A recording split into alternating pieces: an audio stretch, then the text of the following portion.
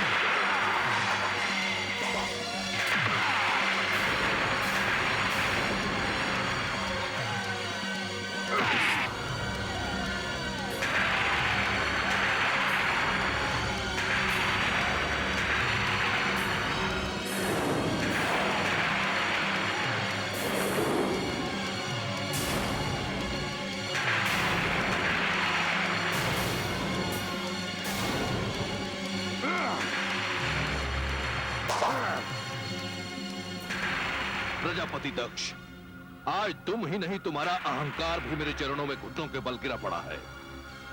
नियमानुसार तुम्हारा वध करना उचित नहीं है, परंतु तुम इतने नीच हो कि तुम्हारा वध करना पाप नहीं पुण्य है।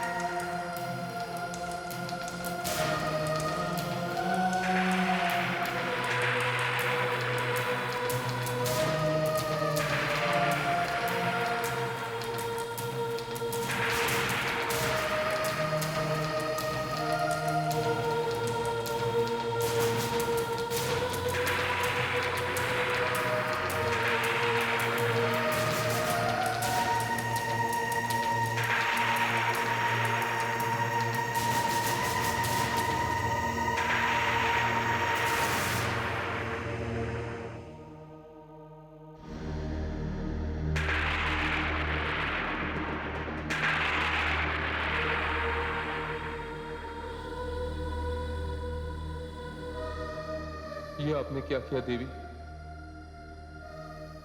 आपने तो वचन दिया था कि आप स्वयं लौट आएंगे या मुझे बुला लेंगे। आपने कैलाश छोड़ा, आपने मेरा हृदय छोड़ा, किंतु संसार छोड़ने की बात तो हमारे बीच में कभी हुई नहीं थी देवी।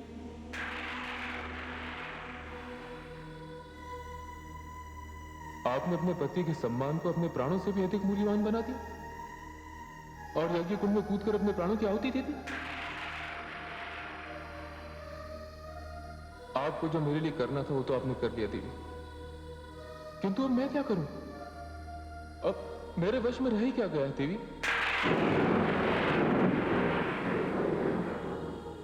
महादेवी, अब इसके पश्चात जब तक ये शिव रहेगा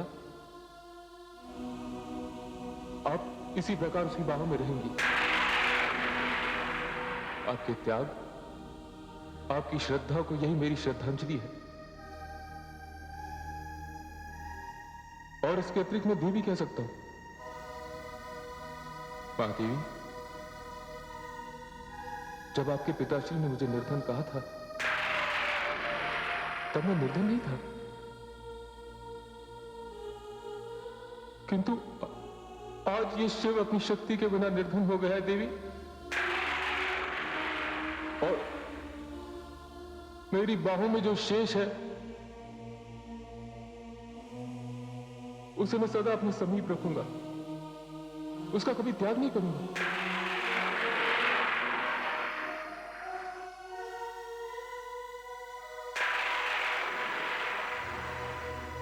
चलिए देवी, मैं इस वातावरण से आपको दूर ले जाता हूं। चलिए मेरे साथ।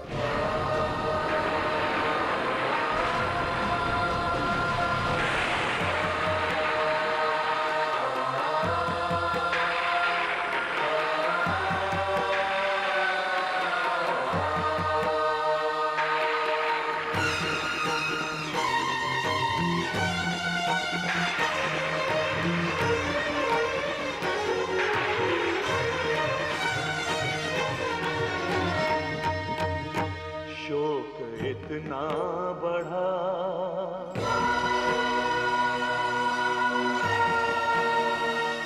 शोक इतना बढ़ा शिव विरह सिंधु में। शोक इतना बढ़ा शिव विरह सिंधु में। अश्रुवन खो गए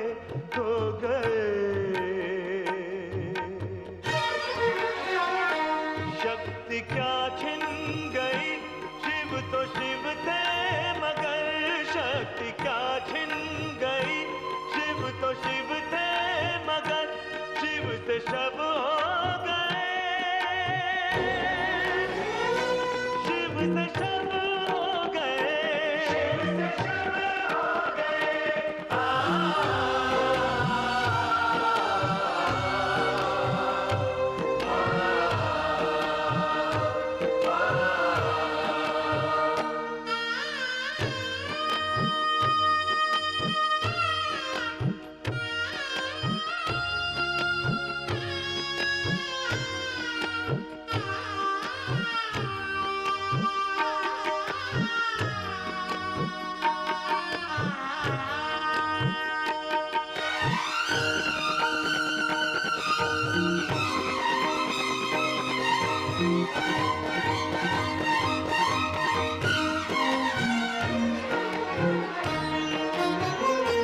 प्रियतमा को हृदय से लगाए हुए तीनों लोकों में बेसुध भटकने लगे। जो महादेव थे भूलते बात को। जो महादेव थे भूलते बात को। होके विक्षिप्त ज्वाला में जलने लगे।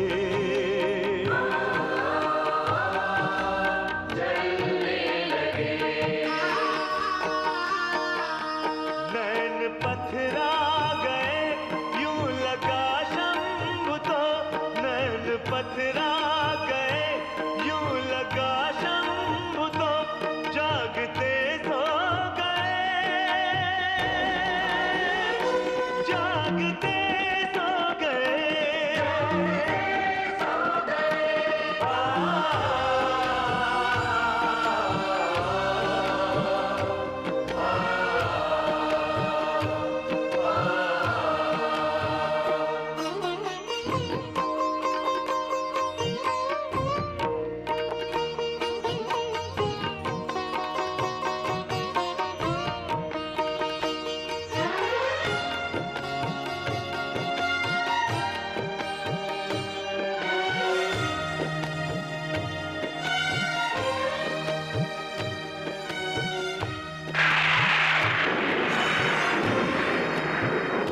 चंद्रधर गंगधर डमरुधर सर्पधर, ऐसे अर्धांगिनी के वियोगी बने। भस्म शमशान की बन गए वे स्वयं, भस्म शमशान की बन गए वे स्वयं। जोग कंपित हुआ, ऐसे जोगी बने, ऐसे जोगी बने। जड़ो चेतन सभी देख शिव की दशा, जड़ो चेतन सभी देख शिव की दशा। हो दुखी रो गए, हो दुखी रो गए।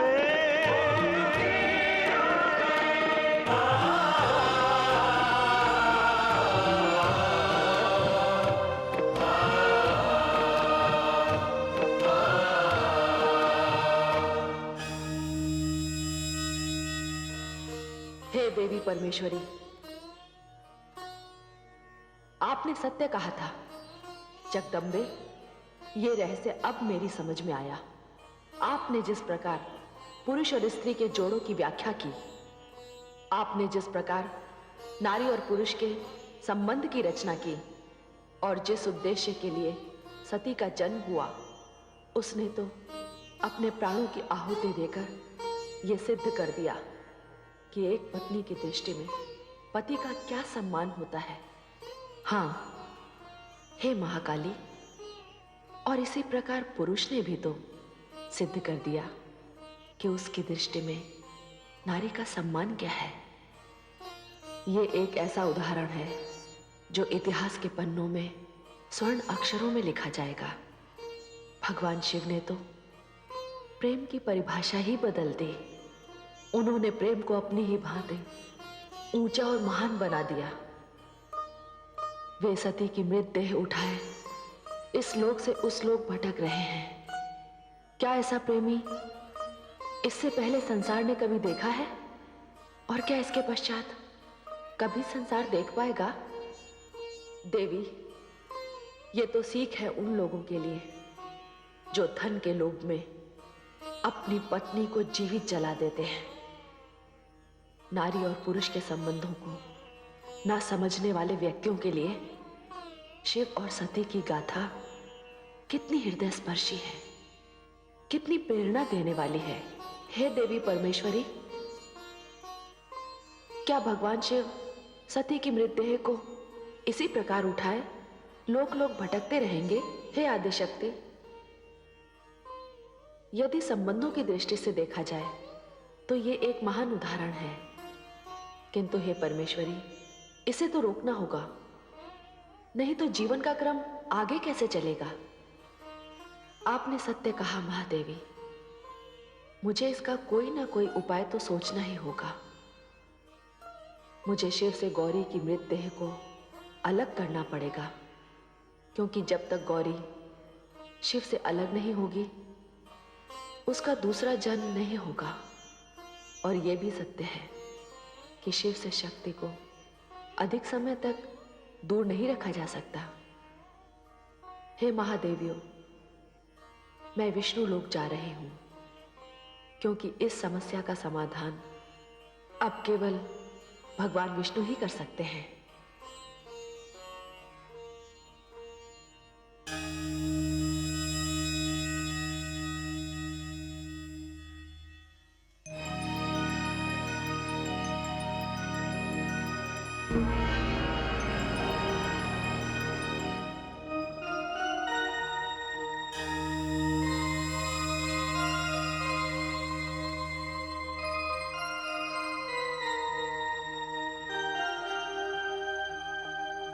आइए परमेश्वरी, विष्णु लोक में आपका स्वागत है।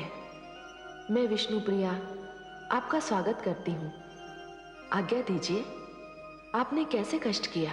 हे देवी, मैं तुम्हारे द्वारा भगवान श्री विष्णु के मन में यह विचार देने आई हूँ कि उन्हें थोड़ी देर के लिए अपनी योग निद्रा तोड़नी होगी और देवाधिदेव महादेव भगवान शिव की ओर देखना होगा। हे आदिशक्ति परमेश्वरी, सती का इस प्रकार अंत एवं देवाधिदेव महादेव की स्थिति देखकर मुझे भी रोमांच हो रहा है। हे देवी, मैं भी यही कहने आई हूं कि आप पद्मनाभ को जगाइए और उनसे कहिए कि वे भगवान शिव से गौरी की मृतदेह को अलग करने का उपाय करें। जैसी आपकी आज्ञा आदिशक्ति परमेश्वरी।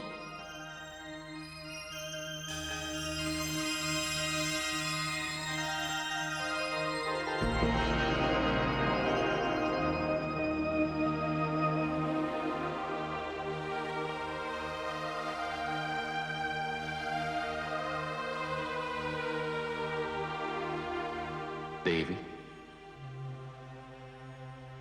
मैं इस स्थिति से बचना चाहता था, किंतु अब भगवान शिव के लिए मुझे अपनी भूमिका निभानी ही होगी।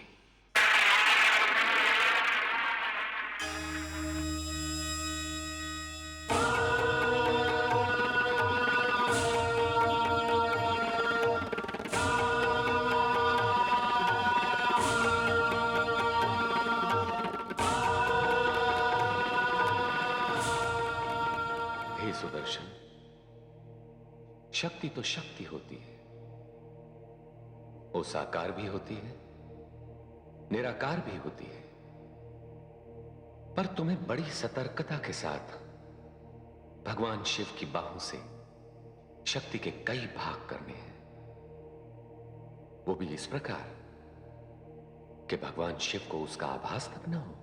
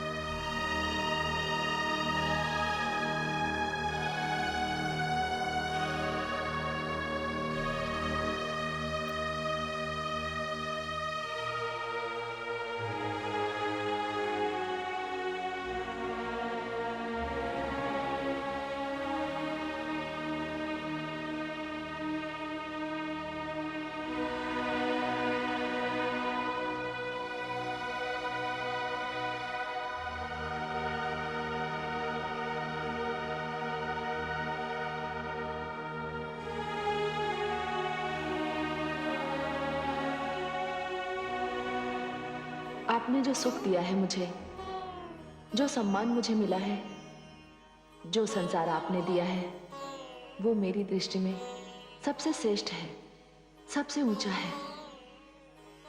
आप सर्वश्रेष्ठ हैं। आप मेरे सर्वस्व हैं, मेरे ध्यान का केंद्र हैं। बस मैं तो केवल इतना ही जानती हूं स्वामी, और कुछ नहीं स्वामी, और कुछ नहीं। आपसे अलग रहना मेरे लिए संभव नहीं है। हे कैलाशपति, वहां जाकर मैं आपको बुलवा लूंगी या स्वयं लौट आऊंगी।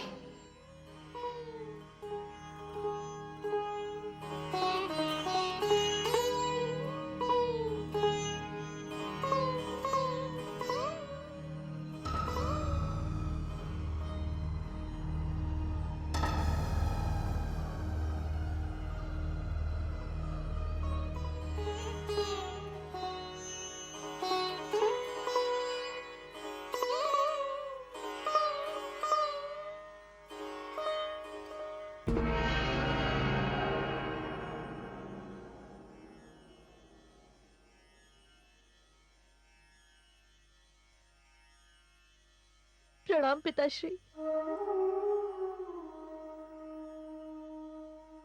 आपने तो मुझे आश्वासन दिया था और उन्हें भी आश्वासन दिया था, तो फिर ये सब क्या हो गया? पुत्रवधू, इस संसार में सबको कर्मफल भोगने पड़ते हैं। तुमने सत्य कहा।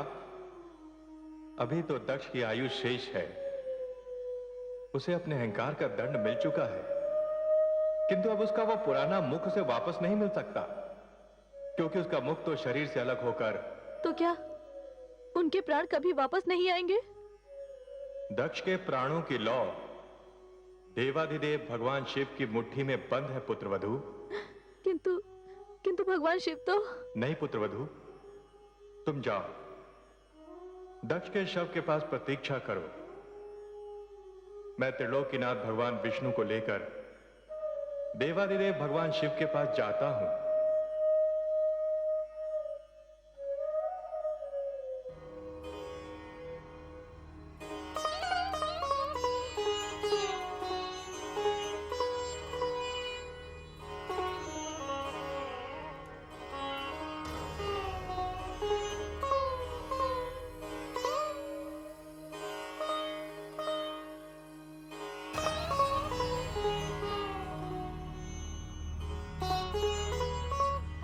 जब देवी शक्ति ही यहां नहीं है तो इसकी क्या आवश्यकता?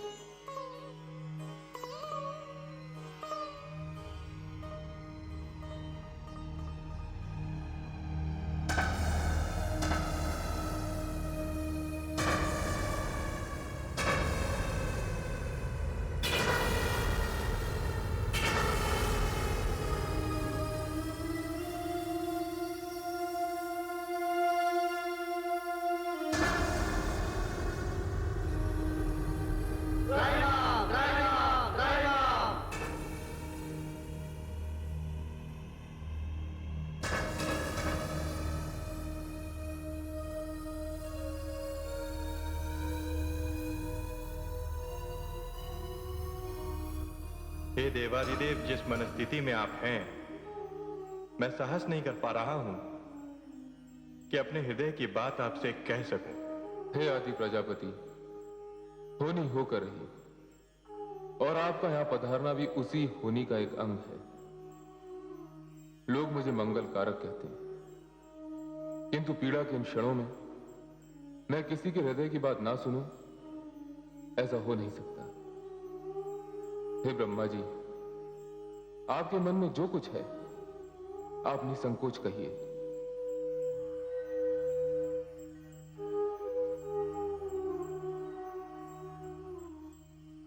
हे देवाधिदेव, आदि प्रजापति इस समय आपसे कुछ कहने आए हैं, कुछ मांगने आए हैं। इन्हें भय है कि संसार इन्हें कहीं स्वार्थी न कह दे। नहीं पद्मनाभ, हम त्रिमूर्तियों में से कोई भी ऐसा नहीं है जो अपने स्वार्थ के लिए लोक कल्याण करना छोड़ दे। आपने भी तो देवी शक्ति के कई भाग करके उनकी देह को मेरी बाहों से मुक्त किया था। मैं आपका विरोध कर भी सकता था, परंतु मुझे ज्ञात था कि ये कार्य आपने किसी न किसी लोक कल्याण हेतु ही किया है, क्योंकि मैं स्वयं देव शक्ति की देह का त्याग नहीं कर सकता था। ब्रह्मा जी, आपके मन में जो कुछ है आप निसंकोच कहिए। देवादिदेव, मैंने अपने पुत्र दक्ष को पुनर्जीवन का आश्वासन दिया था। यद्यपि वो तनिक भी क्षमा के योग्य नहीं है, तथापि यदि मेरे वचन की लाज रह जाए तो। हाँ, क्यों नहीं, कहां है उनके प्राण? देवादिदेव, आपकी क्रोध से भींची हुई मुट्ठी में है उसके प्राण।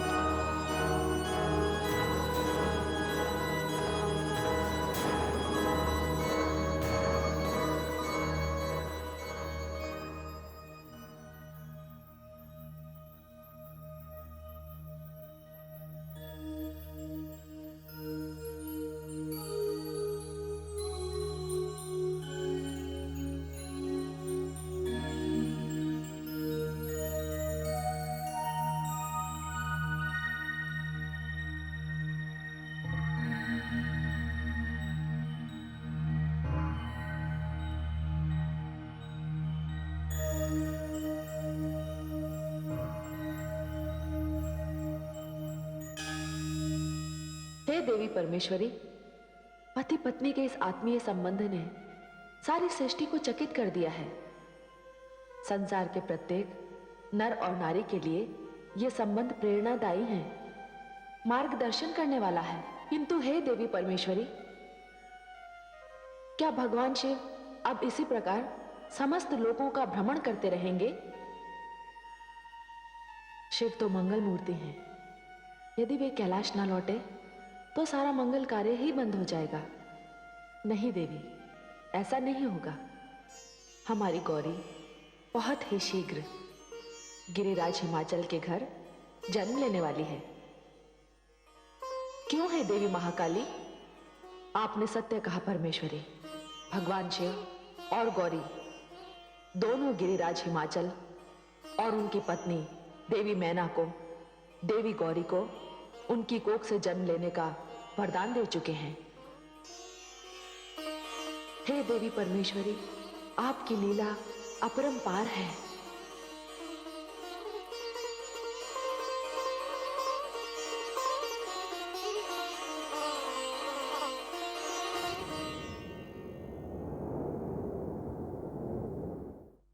महाराज, महाराज, महाराज की जय हो। दासी, सब कुशल तो है? सब कुशल है महाराज, बधाई हो। महारानी मैना ने कन्या रत्न को जन्म दिया है। क्या? बधाई हो महाराज, बधाई हो। दासी, किंतु दाई माँ ने तो कहा था कि संतान के जन्म लेने में पूरा एक दिन और पूरी एक रात्रि का विलंब है। परंतु महाराज, चंद्रमा स्वयं आपकी गोद में आने को व्याकुल था। वो एक दिन पहले ही धरती पर उतर आया। हम अति प्रसन्न हुए। महामंत्री, दासी का आंचल मोतियों से भरवा दीजिए। महाराज की जय हो। दासी, महारानी से कहिएगा कि हम शीघ्र ही कक्ष में उपस्थित होंगे। जो आज्ञा महाराज। महामंत्री, पूरे नगर में मोतियों की वर्षा करवा दीजिए, क्योंकि ये हमारे जीवन का सबसे अधिक सुखद क्षण है। कन्या रत्न के लिए हमने भगवान शिव तथा माता सती से प्रार्थना की थी। ये संतान उन्हीं का वरदान है। ये बड़े ही हर्ष और प्रसन्नता का समाचार है कि देवी शक्ति ने गिरिराज हिमाचल के यहाँ जन्म लिया है। हम सब वहां वेश बदलकर उनके दर्शनों को जाएंगे।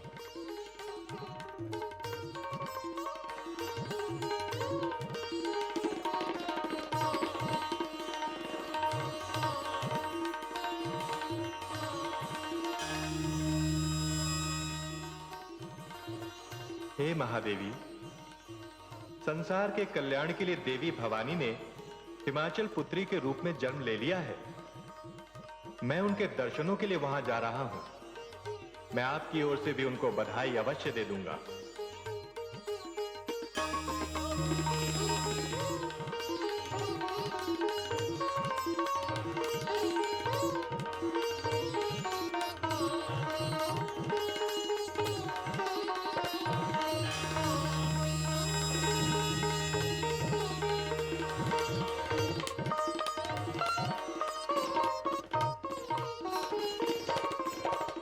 हे देवी लक्ष्मी, भगवान शिव को उनकी समाधि से लौटा लाने वाली देवी भवानी का अवतार हो गया है। मैं भी उस दिव्य मूर्ति के दर्शन करके आता हूं।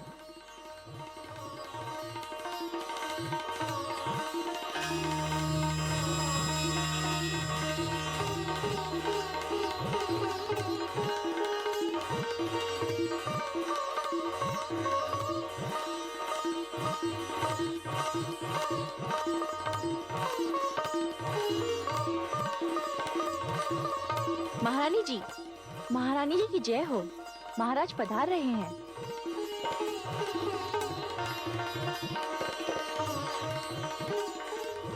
आप सबको भी बधाई हो। आज हम अति प्रसन्न हैं। आपको भी बधाई हो।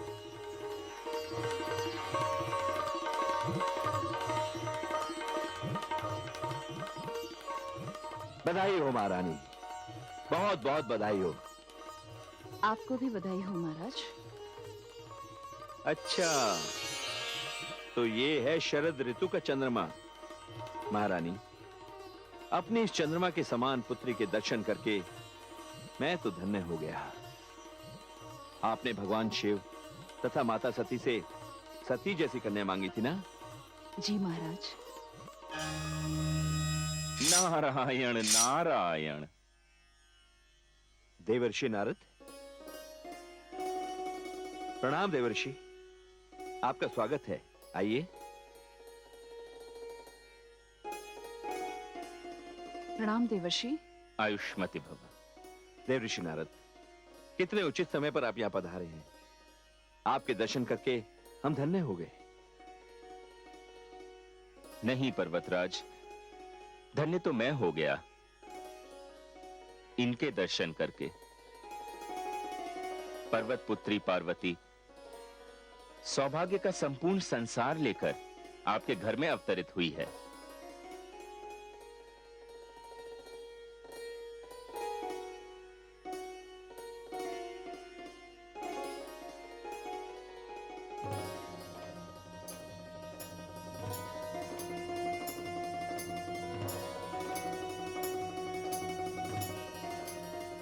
हे भवानी, अच्छी लीला हो रही है।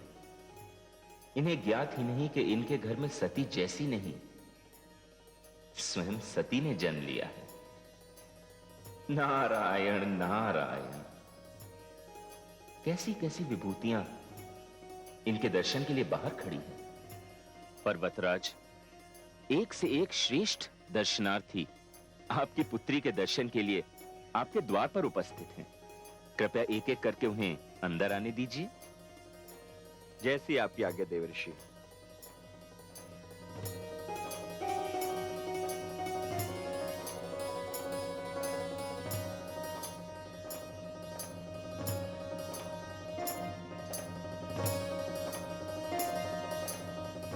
प्रणाम ऋषिवर। आयुष्मान भव। आपका स्वागत है। आइए।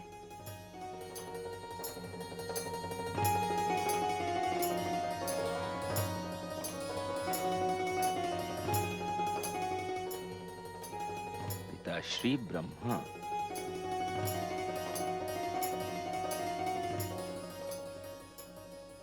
अभिनंदन पर्वत पुत्री। अभिनंदन।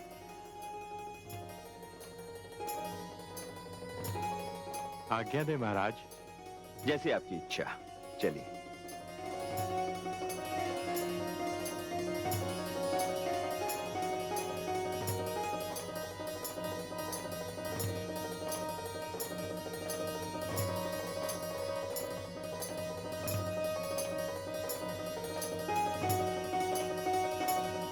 प्रणाम ऋषिवर।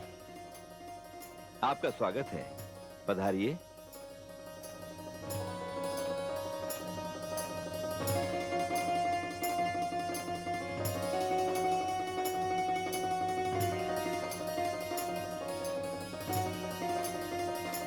नारायण।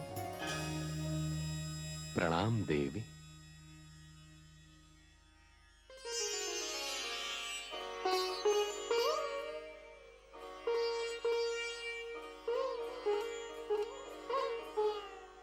अच्छा राजन। जैसी आपकी इच्छा ऋषिवर, चलिए। नारायण नारायण।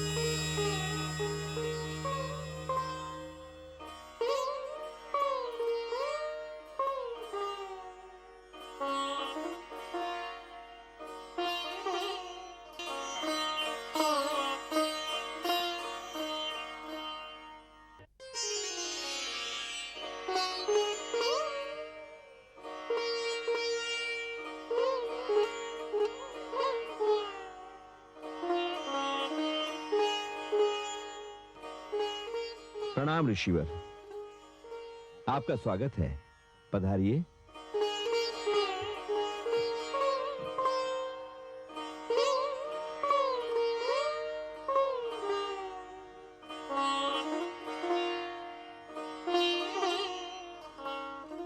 नारायण। प्रणाम देवी।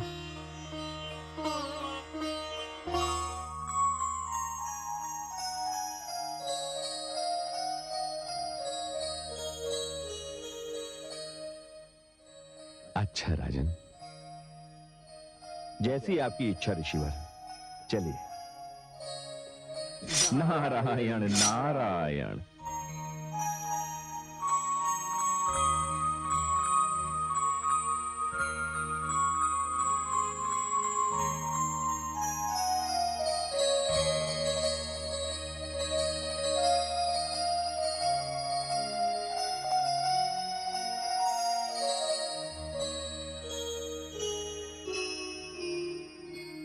हम धन्य हो गए देवी। प्रणाम ऋषिवर। प्रणाम।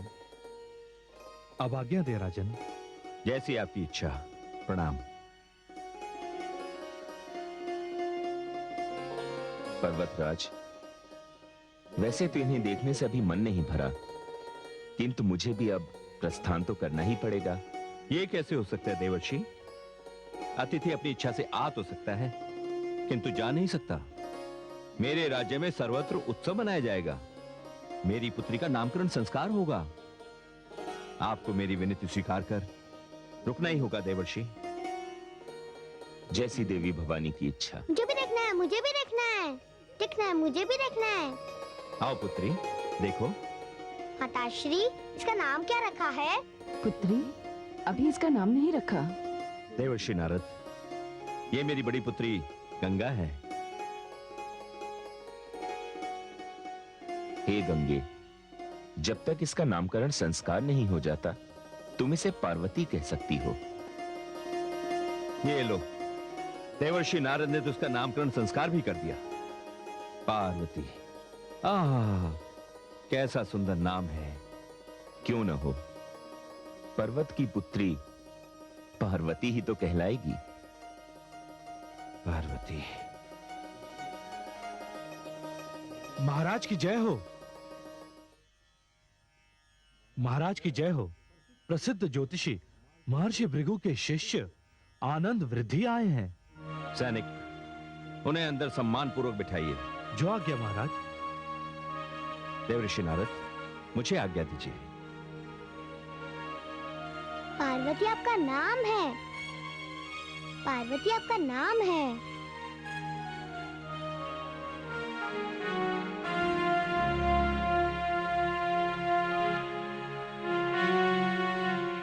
ब्राह्मण देव, प्रणाम स्वीकार कीजिए। आयुष्मान भव राजन, विराजिए। ब्राह्मण देव, आप तो भली भांति जानते हैं कि मेरे घर कन्या रत्न ने जन्म लिया है। मैं अपनी कन्या का भविष्य जानने के लिए अति उत्सुक हूं। शुक्ल पक्ष द्वादशी के दिन ठीक मध्याह्न काल में कन्या ने जन्म लिया है महाराज। बस बस महाराज, मेरे लिए इतना जानना ही पर्याप्त है। ओम। आहा, आहा महाराज, कन्या ने क्या शुभ घड़ी में जन्म लिया है। चंद्रमा की स्थिति। क्या बात है महाराज, आप चंद्रमा की बात करते करते अचानक चुप क्यों हो गए? नहीं नहीं महाराज, मैं चुप नहीं हुआ। मैं तो ये कहना चाह रहा था कि चंद्रमा सारे सौभाग्य के साथ आपके घर में आया है। कन्या के नक्षत्र प्रबल है, ग्रहों की स्थिति भी मंगलमय है। किंतु क्षमा करें महाराज, मुझे जन्म पत्रिका बनाने के लिए थोड़ा समय चाहिए। हे आनंद रिद्धि, आप जितना चाहे समय लीजिए, किंतु उसकी जन्म पत्रिका संपूर्ण होनी चाहिए। हाँ महाराज, जन्म पत्रिका के विषय में मैं आपसे क्या कहूँ। यूं समझिए कि आपके घर में साक्षात स्वयं भवानी ने जन्म लिया। सचमुच भूदेव? जी महाराज। महाराज, अब आज्ञा दीजिए, मैं 2 दिन के पश्चात जन्म पत्रिका लेकर स्वयं उपस्थित हो जाऊंगा। बहुत बहुत धन्यवाद ब्राह्मण देव। आयुष्मान भव। चलो शिष्य। स्वयं भवानी।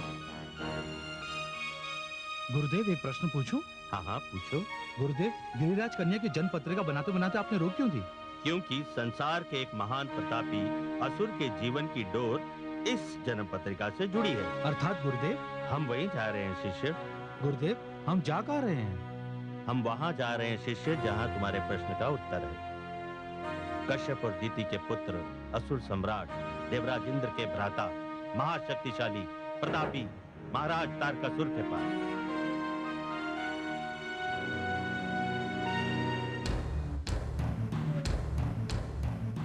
असुर लोक नरेश, महाशक्तिशाली प्रचंड प्रतापी वज्रांग पुत्र महाराज तारकासुर पधार रहे हैं।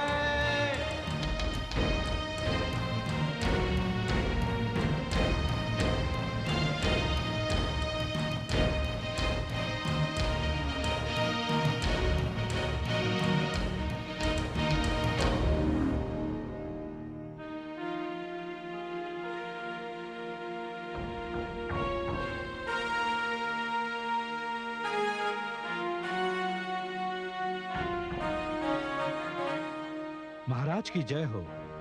एक महान ज्योतिषी, भृगु संहिता के महान आचार्य पंडित आनंद वृद्धि आपसे मिलना चाहते हैं। उन्हें सम्मान पूर्वक ले आओ।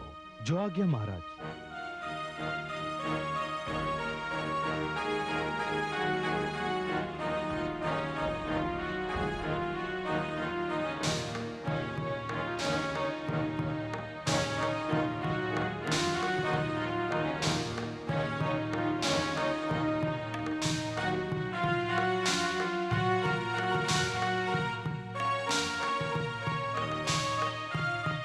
प्रणाम विप्रदेव। आयुष्मान भव। कहिए ब्राह्मण देव, नियम के अनुसार तो आपको असुरों के पास नहीं, देवताओं के पास जाना चाहिए। महाराज, मैं एक ज्योतिषी हूँ और नियम के अनुसार मुझे जहाँ आना चाहिए मैं वहीं आया हूँ। तो यहाँ आने का कोई विशेष कारण होगा? आपका कथन सत्य है महाराज। क्या कारण है? महाराज, कल मैं पर्वतराज हिमालय की नवजात कन्या की जन्म पत्रिका बना रहा था। मैंने जन्म कुंडली में स्पष्ट देखा कि पर्वतराज की एक कन्या आपका काल बनकर अवतरित हुई है। अर्थात महाराज, ये कन्या आपकी मृत्यु का कारण बन सकती है। आप ज्योतिषी हैं, इसलिए आपका सम्मान करते हैं हम। कदाचित आप महाराज तारकासुर के प्रताप से परिचित नहीं हैं। मैं जानता हूँ महामंत्री, भली भांति जानता हूँ। महाराज तारकासुर की महिमा के आगे मैं नतमस्तक हूँ। उनकी वीरता, उनकी नीतियों का मैं प्रशंसक हूँ। इसीलिए तो उन्हें काल से बचाने के लिए मैं यहाँ आया हूँ। ये मैं नहीं, मेरी ज्योतिष विद्या कह रही है। ज्योतिषाचार्य जी, मैं आपके इन वचनों पर तनिक भी विश्वास नहीं करता। कहते हैं भाग्य को रचने वाला ब्रह्मा होता है, फिर आप ब्रह्मा का लेख कैसे पढ़ सकते हैं जो हर किसी के मस्तक पर किसी अदृश्य भाषा में लिखा होता है? क्षमा कीजिए महाराज, इसी विद्या को तो ज्योतिष विद्या कहते हैं और मुझे अपने ज्ञान पर पूर्ण विश्वास है। किंतु मैं विश्वास नहीं करता। क्या आप मुझे कोई प्रमाण दे सकते हैं जिससे मैं आपकी इस बात पर विश्वास कर सकूं? अवश्य महाराज। पर इतना ध्यान रखना ब्राह्मण देव कि यदि आप मुझे विश्वास नहीं दिला सके तो इसका परिणाम मृत्युदंड भी हो सकता है। मुझे स्वीकार है महाराज। तो दीजिए प्रमाण। तो सुनिए महाराज, मैं अपने ज्योतिष ज्ञान के आधार पर आपको वो बात बताने जा रहा हूं जिसे केवल आप जानते हैं और कोई नहीं।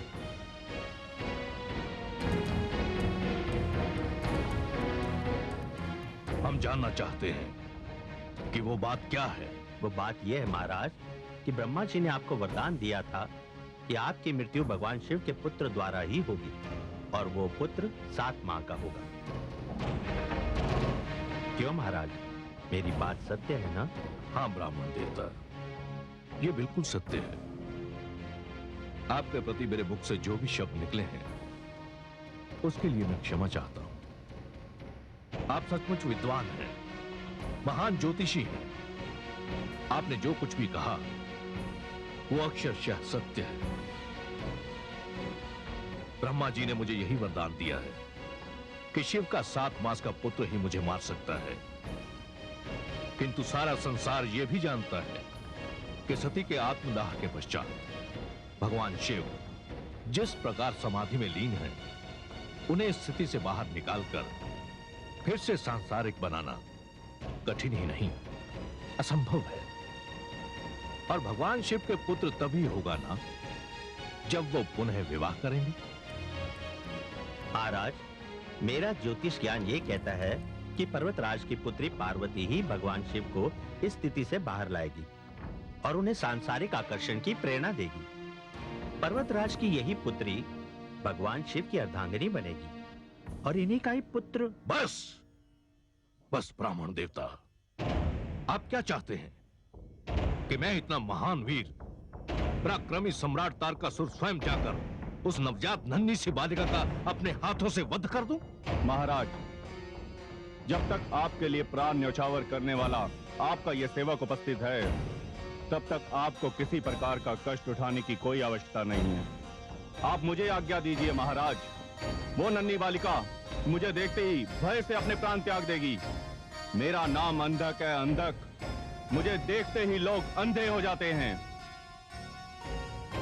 ठीक है अंधक, तुम जाओ और उस बालिका को समाप्त कर दो और आनंद वृद्धि की इस चिंता को सदैव के लिए समाप्त कर दो। जो आज्ञा महाराज।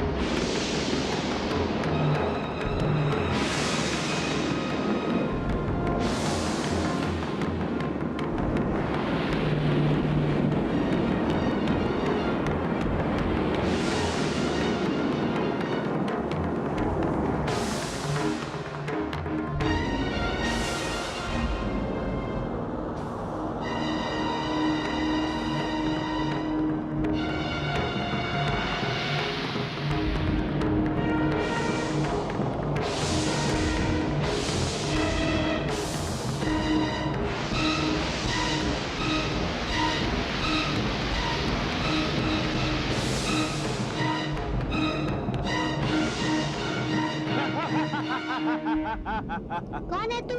मैं दैत्य अंधक हूँ। क्या तेरा ही नाम पार्वती है? नहीं, मेरा नाम गंगा है। ये है मेरी बहन पार्वती। जा, चली जा यहाँ से तू। भाग जा यहाँ से। क्यों? क्यों मैं भाग जाऊँ? यदि मैं तेरे सामने इसका वध करूंगा तो तू डर जाएगी, इसलिए तू चली जा यहाँ से। नहीं, मैं अपनी बहन को छोड़कर नहीं जाऊंगी। कितना डरावना है, बच्चे को देख के डर जाएंगे। इसका अर्थ ये हुआ तू यहाँ से नहीं जाएगी? नहीं। अच्छा। अच्छा।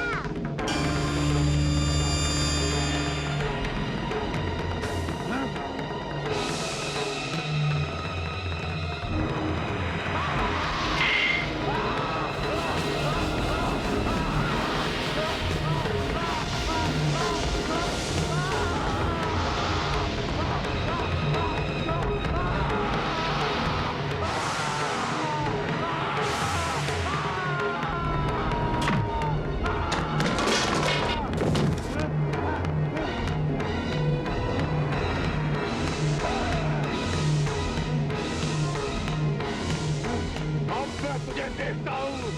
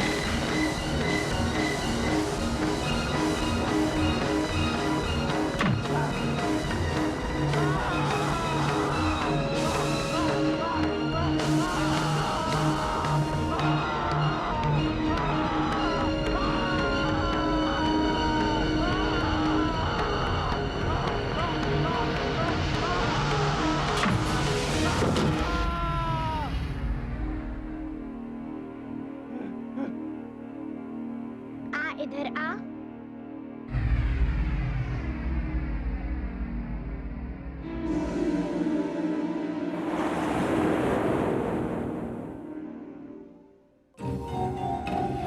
असुर लोक नरेश, महाशक्तिशाली, प्रचंड प्रतापी, वज्रांग पुत्र महाराज तारकासुर पधार रहे हैं।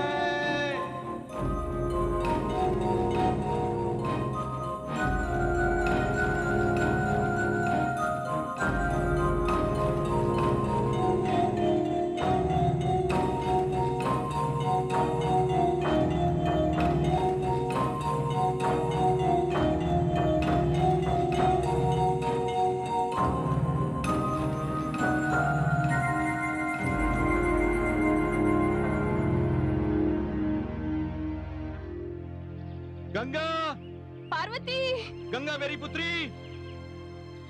पार्वती। गंगा, गंगा, गंगा मेरी पुत्री, तू ठीक तो है? हाँ पिताश्री। पुत्री, वो राक्षस कहाँ है? वो राक्षस था, वो तो डर के भाग गया। भाग गया? किसके डर से? मेरे डर से पिताश्री। तुम्हारे डर से राक्षस भाग गया? हाँ पिताश्री। आज से मैं अपनी इन दोनों कन्याओं को कभी भी अकेला नहीं छोड़ूंगा। भवन के बाहर इनकी सुरक्षा का उत्तरदायित्व आपका है सेनापति जी। जी महाराज।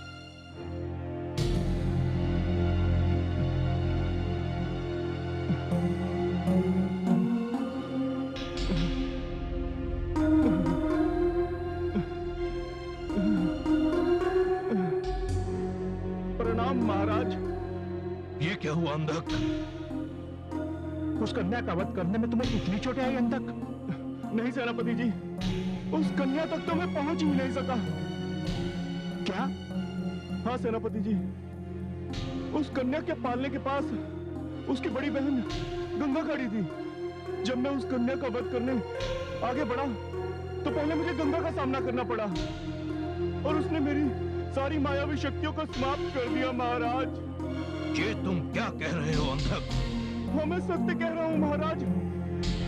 वो मेरी ओर आगे बढ़ी तो ऐसा लगा जैसे कोई महासमुद्र मेरी ओर बढ़ रहा है, और उस समुद्र ने मुझे इतनी दूर फेंका कि मैं एक वृक्ष से जा टकराया, और आगे की जो दशा है वो आपके सामने है महाराज। नहीं, ये संभव नहीं। अंधक, इस पराजय का विलाप करने से अच्छा था कि यहाँ ना आकर तूने वही आत्महत्या कर ली होती। महाराज नहीं, मैं तुझ जैसे कायर का महाराज नहीं कहलाना चाहता।